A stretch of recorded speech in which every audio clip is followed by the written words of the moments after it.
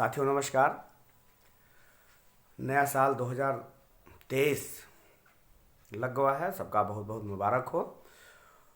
कवि पवन पुरवैया की तरफ से हैप्पी विंटर। जाड़ा बहुत हो रहा है साथियों, लेकिन जाड़ा होना जरूरी भी है। खैर, जाड़ा नहीं होगा तो फिर फसल कैसे होगी। आज हमारी जो कविता है ये एक छोटे बच्चे पर है। वो बच्चा अपनी दादी से क्या वार्तालाप करता है, जरा सुनिए। अवधी भाषा में कविता है साथियों, तो अवधी भाषा में ही वार्तालाप किया जाए, बातचीत हम लोग भी किया जाए। इससे अवधी भाषा का प्रचार प्रसार भी हो जाता है और आनंद आप लोग कविता के।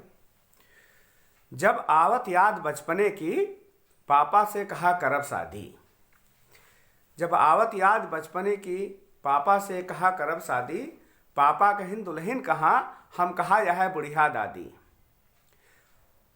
तब पापा रिसियाए के बोले, बेटा तू बड़ा निकम्मा है।